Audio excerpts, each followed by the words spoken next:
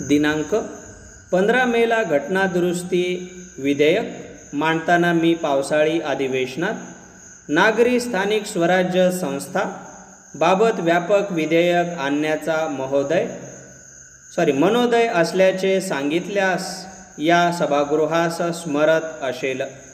आम्ही आता या वचनाची पूर्तता करीत आहोत. गेल्या अधिवेशनात मी मांडलेल्या विधेयकास सामान्य भाषेत पंचायती राज विधेयक असे म्हटले होते आणि आता हे नगरपालिका विधेयक आहे.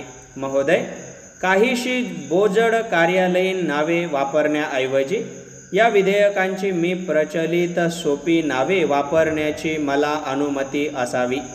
नगरपालिका विधेयक पंचायती राज विधेयकाची पुरवणीच आहे. अत्याधिक जनतंत्र आणि अत्याधिक सत्ता वाटप या तत्वास संविधानिक मान्यता प्राप्त करून देण्याचे एकच सूत्र या दोन्ही विधेयकांचे आहे. ग्रामीण भारतातील सत्तेच्या मक्तेदार दलालांना संपविण्याची गुरुकिल्ली म्हणून पंचायती राज पद्धती आपण मानतो, तशीच शहरी भारतातील अशाच मक्तेदार दलालांना संपविण्याची गुरुकिल्ली हे विधेयक आहे. जनतंत्रात जनतेच्या हाती सत्ता असणेच योग्य उद्दिष्टाने सत्ता जनतेच्या हाती सोपविण्याचा या विधेयकाद्वारा आमचा प्रयत्न आहे. भारतीय जनतंत्रांच्या जन्मापासून आजतागायत पहिल्यांदाच गेले काही दिवस लोकशाहीवर जबरदस्त आघात होत आहे. तो म्हणजे जनतेने निवडून दिलेल्या प्रतिनिधींपैकी या सभागृहात उपस्थित असणाऱ्यांवर यामुळेच लोकशाहीच्या रक्षणाची जबाबदारी वाढली आहे.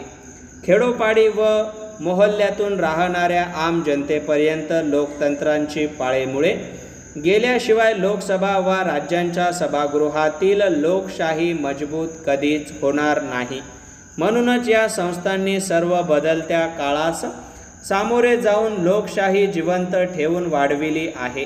कारण केंद्र व राज्य शासनात लोकशाही सांविधानिक कर्तव्यात आहे, परंतु आपल्या संविधानाने स्थानिक स्वराज्य संस्थात लोकशाही प्रस्थापना ही सांविधानिक कर्तव्यात गुणलेली नसल्याने पंचायती व नगरपालिका या संस्थात लोकतंत्र खुरटलेले आहे.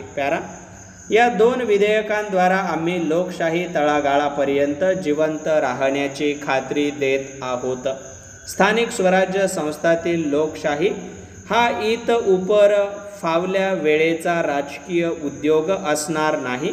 या विधेयकांनी स्थानिक स्वराज्य संस्थातील लोकशाही हे कर्तव्य ठरणार आहे, आवश्यकता ठरणार आहे. दुर्लक्ष वा कार्यबाहुल्याच्या नावाखाली टाळाटाळ करून तेथील लोकशाही प्रक्रिया दडपता येणार नाही. महोदय, सर्व राज्यांच्या मुख्यमंत्र्यांशी चर्चा करूनच आम्ही या सभागृहात येण्याचा निश्चय केला होता. मला खेदाने येथे सांगावे लागत आहे की लोकशाहीच्या पद्धतीने आदानप्रदान चर्चा टाळण्याच्या नित्याच्या परिपाठाप्रमाणे विरोधी राज्य शासन असणाऱ्या राज्यांपैकी केवळ दोघेच मुख्यमंत्र्यांचा प्रतिसाद मिळाला, बाकी पसार झाले. नगरपालिका संमेलनात भाग घेण्याचे त्यांच्यापैकी बऱ्याच जणांनी नाकारले आणि पक्ष सदस्यांनाही मनाई केली.